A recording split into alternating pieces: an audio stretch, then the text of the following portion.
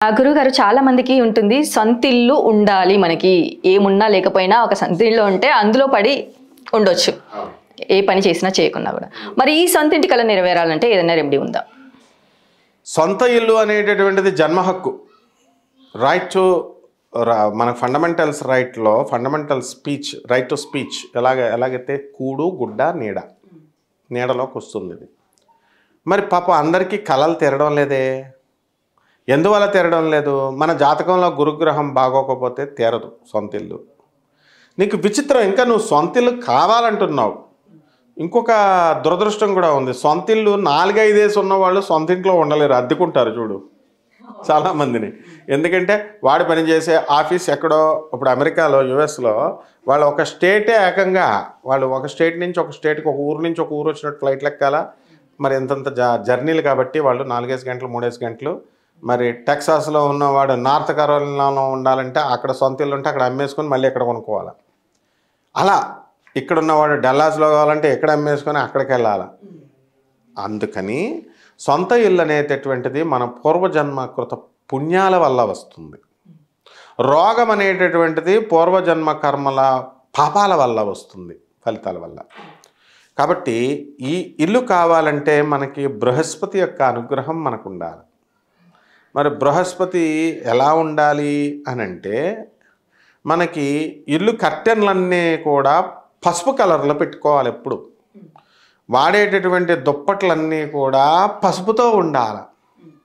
బట్టలన్నీ కూడా పసుపు బట్టలు వేసుకోవాలి. డైలీ పసుపు బట్టలు వేసుకుంటే తెలుగుదేశం క్యాండిడేట్ అనుకుంటారు, అందుకని జేబురుమాల వేసుకోవాలి. ఎన్టీ రామారావు గారు పిచ్చోడయ్యునా, ఆయన తెలుగుదేశానికి పసుపుది ఎందుకు పెట్టారు? పెడితే లెఫ్ట్ హ్యాండ్తో కాంగ్రెస్ పార్టీని ఓన్లీ 8 monthsలో కొట్టిపడేశారు. మనం ప్రతి శుభకార్యానికి పసుపు ఎందుకు వాడతాం? దురదృష్టం పోయి అదృష్టం రావాలా. సొంత ఇల్లు కావాలంటే అదృష్టం. అందువలన మనకి ఇవి జనరల్గా చేసేది. ఇక సొంత ఇల్లు కనుక ఉంటే పాపం సంపాదన వచ్చినా రాకపోయినా గంజి తాగి బ్రతికేద్దాం అనేటటువంటిది పాత రోజులు. ఇప్పుడు అలా లేదమ్మా. సొంత ఇల్లు ఉన్నా మళ్ళీ కొన్ని కర్మలు. గేటెడ్ కమ్యూనిటీలో సొంత ఇల్లు కావాలా, మెయింటెనెన్స్ ఇవ్వకపోతే వాడు ఊరుకోడు, తర్వాత లిఫ్ట్కి డబ్బులు ఇవ్వకపోతే ఊరుకోడు, క్లీనింగ్, గార్డెనింగ్, క్లీనింగ్, ఇవన్నీ మెయింటెనెన్స్లే కమ్యూనిటీ. సో క్లబ్ హౌస్కి కట్టాలి, ఎంత పెద్ద బిల్లు. నువ్వు అద్దెకి ఇచ్చుకున్నా ఇవ్వకపోయినా నువ్వు సొంత ఇల్లు ఉన్న పాపానికి వాడికి నెలకి 20,000 రూపాయలు వీడి జేబులో నుంచి కట్టాలి, ఒక నెల లేకపోతే.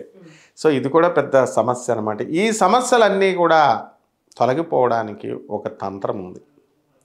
ఆ తంత్రం ఏమిటంటే, కదంబ వనవాసిని అని లలితా అమ్మవారిని అంటారు. శుక్రవారం నాడు కరెక్ట్గా ఉదయం 6 గంటలకి కదంబ పుష్పాన్ని కొయ్యాలి. ఆ టైంలోనే కొయ్యాలి. అది కూడా దక్షిణ దిక్కుగా తిరిగి కొయ్యాలి. కొన్ని టఫ్ ఉంటాయి మరి ఇవన్నీ. మరి ఎక్కడ పడితే అక్కడ దొరుకుతాయి, అదేం పెద్ద కష్టం కాదు. ఆ కదంబ పుష్పాన్ని మనం తీసుకొని వచ్చి చక్కగా శుక్రవారం నాడు ఉదయం మనం 6 గంటలకు ముందు రోజు మనం తెచ్చుకుంటాం కదా, తెచ్చుకొని పెట్టుకుంటాం. శుక్రుడికి మనం ఉదయం 7:30 లోపల ఈ పూజ పూర్తి చేసేయాలి. పసుపు రంగు వస్త్రాలు వేసుకొని చక్కగా అమ్మవారికి పసుపు అక్షతలతో, గంధంతో, అమ్మవారికి ఎందుకోసం మనం ఈ పూజ చేస్తున్నాము? నూతన గృహం కోసం. మమ నూతన గృహ సిద్ధ్యర్థం శ్రీ మహాలక్ష్మి పూజాం కరిష్యే, లేకపోతే లలితా పూజాం కరిష్యే. ఏ దేవతకి చేస్తున్నామో అన్ని దేవతలు ఒకటే, అమ్మవారికి చేసుకోవాలి. ఓం శ్రీం హ్రీం శ్రీం కమలే కమలాలయే ప్రసీద ప్రసీద శ్రీం హ్రీం శ్రీం ఓం మహాలక్ష్మీ నమః స్వాహా అంటూ ఆ కదంబ పుష్పంతో పాటు ఒక కలవ పువ్వును తీసుకొచ్చి అమ్మవారి పాదాల దగ్గర పెట్టాలి. ఈ విధంగా అమ్మవారికి పాయసాన్న ప్రియ త్వక్స్థ పశులోక భయంకరి అన్నారు. అంటే అమ్మవారికి పాయసాన్ని పెట్టాలి. ఏమండి మేము రోజు చేసేస్తున్నామండి దీపారాధన, పాయసాన్నం పెట్టేస్తున్నామండి లలితా సహస్రం, మాకు డబ్బులు రావట్లేదండి అంటే నువ్వు మామూలుగా సంకల్పం లేకుండా చేస్తున్నావు. నువ్వు కదంబ పుష్పాన్ని 6 గంటలకు కోసావా, నువ్వు కదంబ పుష్పాన్ని దక్షిణ దిక్కుగా చూసి కోసావా? కోయలేదు కదా. మరి దానికి దీనికి తేడా ఉంది కదా. అంటే పువ్వు కోయడానికి కూడా దిక్కులు అనేది ఇప్పుడు తెల్ల జిల్లేడు పువ్వులు ఉన్నాయి, తంత్రశాస్త్రం అంటారు, అందుకే రెమెడీస్. ఇప్పుడు తెల్ల జిల్లేడు వేరుతో మనము గణపతిని విగ్రహాలకు పూజ చేస్తే మంచిది అని ఒకప్పుడు పెద్ద భూమిలాగా జరిగింది 25 సంవత్సరాలు. అప్పుడు ఏం చేశారంటే అందరూ కూడా పెద్ద పెద్ద, ఇప్పుడు మనం టేకు చెట్లు పెంచినట్లు, యూకలిప్టస్ వనాలు పెంచుతున్నట్టు, బొబ్బాస్ తోటలు పెంచుతున్నట్టు, జామ తోటలు పెంచుతున్నట్టు జిల్లేడు తోటలు పెంచారు. పెంచేసి ఫార్మింగ్ చేసి దాని నుంచి ఆ వేరు నుంచి తీసి వినాయకుడు బొమ్మలు ఇప్పుడు కూడా దొరుకుతాయి మనకి. తెల్ల జిల్లేడు వినాయకుళ్ళని నమ్ముతారు. అయితే దానికి మంత్రశాస్త్రము తంత్రశాస్త్రంలో ఏం చెప్పబడిందంటే ఫలానా ఆదివారం అమావాస్య రోజున మాత్రమే మంత్రానుసారము దీన్ని సంగ్రహించాలి అని చెప్పారు. అందరికీ తెలుసు.